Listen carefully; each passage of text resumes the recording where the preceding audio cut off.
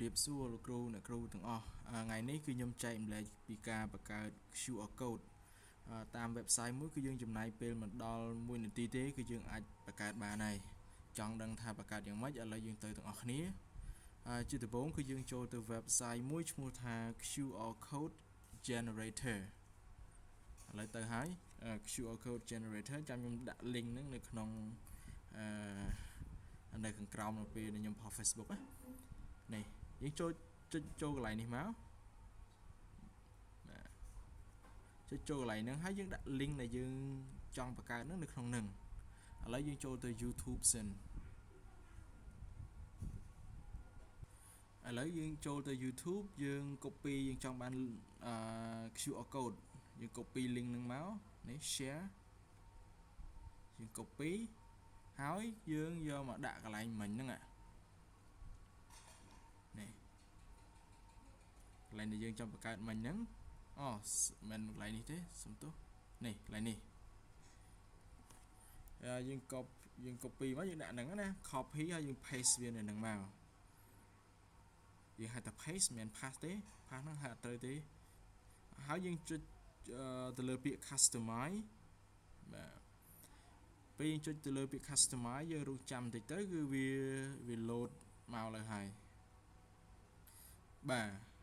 ឥឡូវយើងបាន QR code មួយហើយប៉ុន្តែវាអត់ទាន់ស្អាតទេយើងត្រូវតែ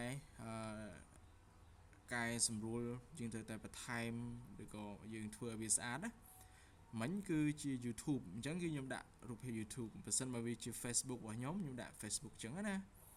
បាទនេះ Line Instagram យើងដាក់តាមអ្វីដែលយើងចង់ទៅហើយវាមានទៀតនេះយើងអាចដាក់រូបភាពក៏បានដែរឧទាហរណ៍ថានេះគឺជា location ផ្ទះការគេអញ្ចឹងយើងដាក់រូបភាពនេះមកយើង upload រូបភាពចូលណាតែយើងចង់បន្ថែមឧទាហរណ៍ថាមិនឧទាហរណ៍ទេវាជា YouTube ដាក់ YouTube អញ្ចឹងតែម្ដងទេបាទអញ្ចឹងគឺយើងបានអត់មានអីទេហើយយើងចង់ឲ្យវានេះចង់ដូរទៅជាផ្កាយយើងដាក់អញ្ចឹងមកដាក់យ៉ាងម៉េចក៏បានដែរស្រួលទេហើយមានលើសពីនឹងទៀតតែខ្ញុំមិនបានប្រាប់ឲ្យអស់ទេដោយសារពេលវេលាខ្ញុំអត់ចង់ឲ្យវែងពេកយើងដូរទៅអញ្ចេះបាទស្រេចតែយើងណាហើយមានច្រើននេះវាមានច្រើនទៅជាអញ្ចេះហើយឥឡូវឧទាហរណ៍ខ្ញុំដាក់អញ្ចឹងចុះមួយនេះហើយវាជា YouTube នេះយើងបាន YouTube ហើយដល់ពេលប៉ុណ្ណឹងហើយយើងធ្វើម៉េចគឺយើងចុច download មកនេះហើយវា load មកនេះយើងចុចលើនឹងមក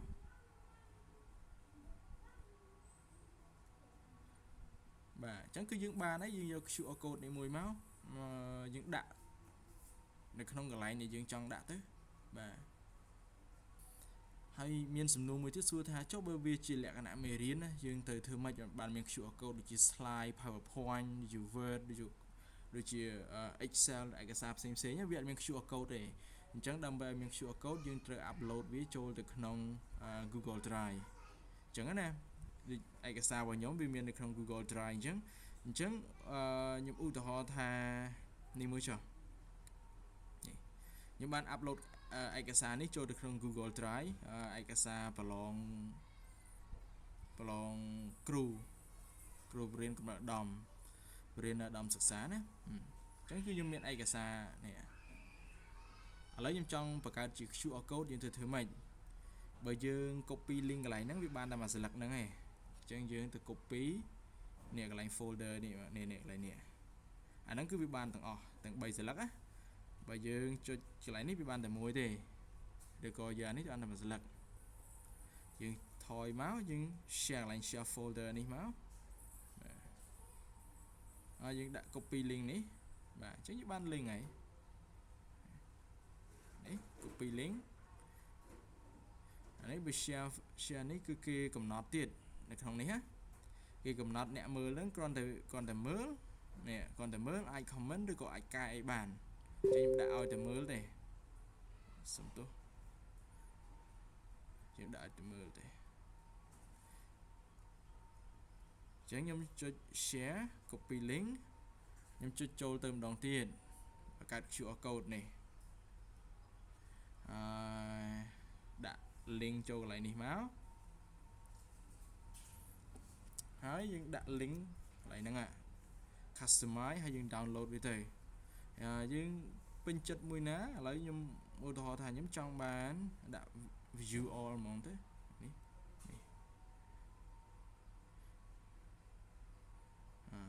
ឥឡូវកុំឲ្យសាំញ៉ាំច្រើនដាក់មួយនេះ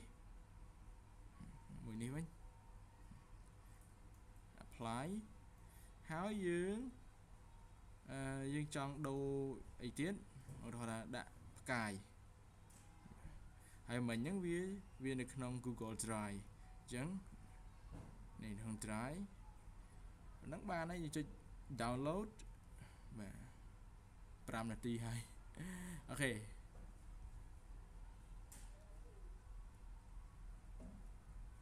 នេះយើងបានហើយប៉ុណ្ណឹងសូមអរគុណសូមជម្រាបលា